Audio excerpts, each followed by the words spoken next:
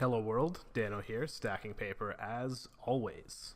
Today we are reviewing Something Wicked This Way Comes by Ray Bradbury.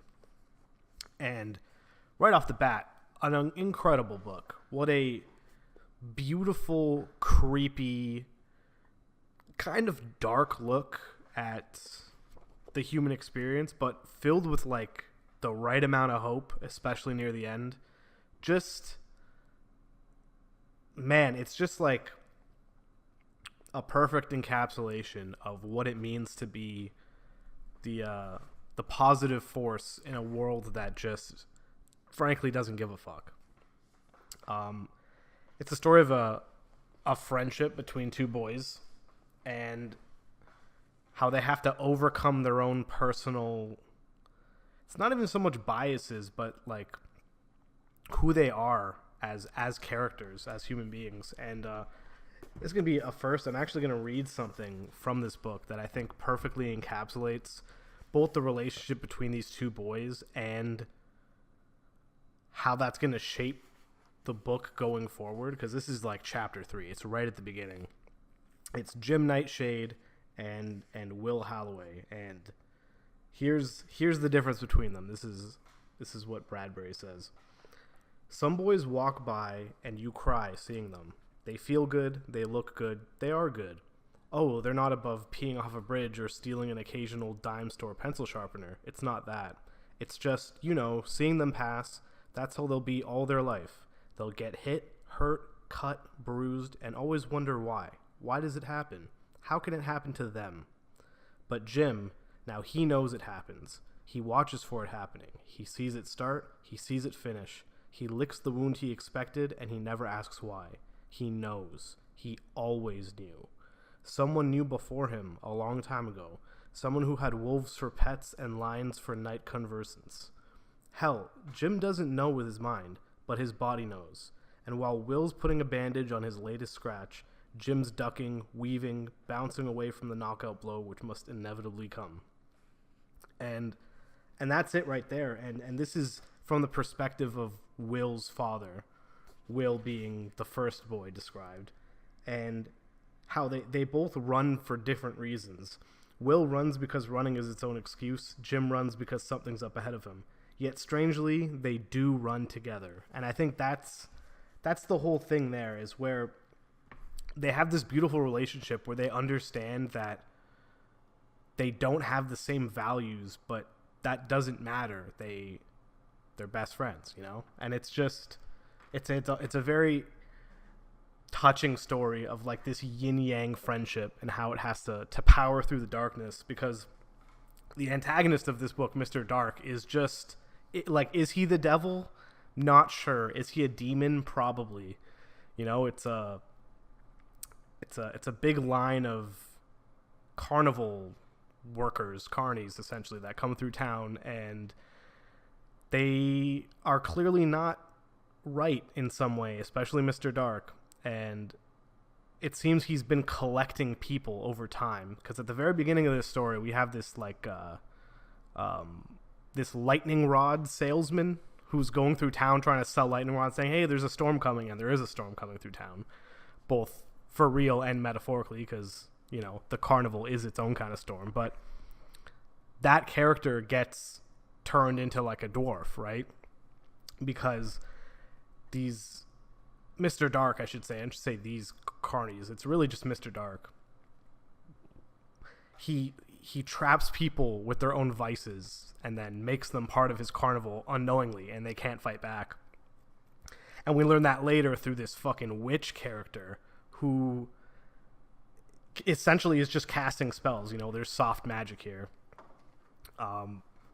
And that scene near the end where Jim and Will are turned into like fucking wax figurines with her casting these spells and, filling their ears with moss and making their eyes roll back in their head and see fever dreams. Like, it's actually super terrifying.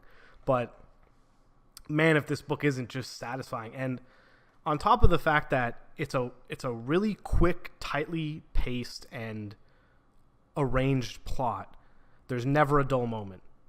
Even the moments where there's like a small moment where Will and his father are just having a conversation on the lawn, and his father's just telling him like how proud he is and how he's like, you know, you're a great kid.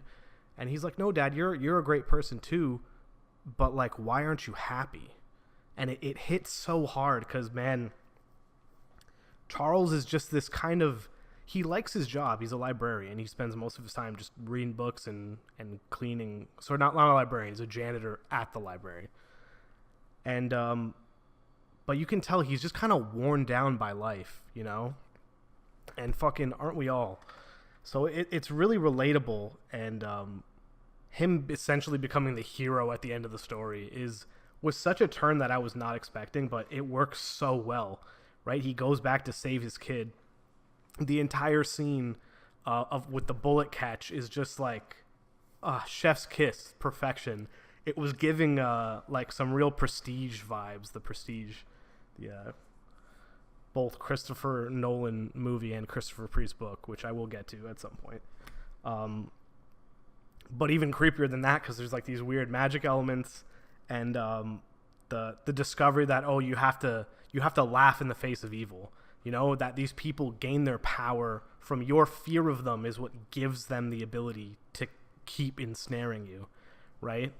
Like that whole library scene where Mr. Dark comes in and fucks up his hand and finds the kids and then sends the witch in after to kill him, and he just laughs in her face. But his laughing was more like hysteria. He wasn't even sure what was going on. But this terrifies the witch. And in that moment, he figures it out and then just kind of pushes forward. Mr. Dark calling him evil at the end when he's just hugging him to death. And he's like, I guess if you're truly evil, then true good would be evil to you. And there is that like dichotomy. It's like someone else's good is someone's evil, and it's all about perspective, but it's about just being a good person no matter how confusing these moral grounds are. I don't know, man. This book it's so fucking good. And on top of all, like, I sidetracked myself as I always do. On top of the fact that the narrative is amazing and the very limited cast that are actually well fleshed out, the prose is so fucking beautiful. Like, I thought Bradbury was a good writer in The Martian Chronicles, but it didn't feel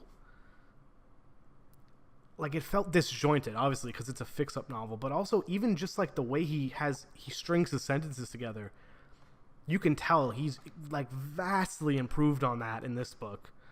And on top of that, it's got like a solid sense of theme. It knows exactly the message it's trying to send, and it just really fucking leans into it. And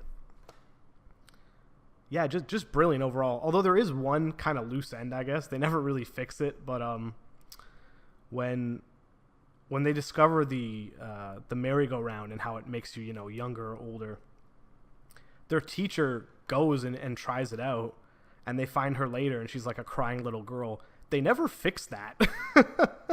They just destroy the merry-go-round, so she's just a fucking little girl now. She has to relive a whole life. They kind of just brush past that, but that's neither here nor there.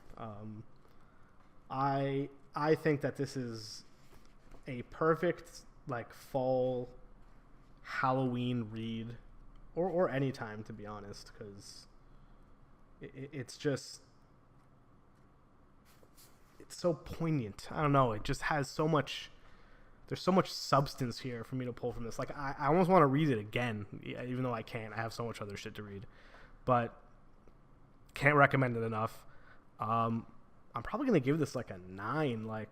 I had it at an 8.5 earlier, but the law it's really grown on me even more.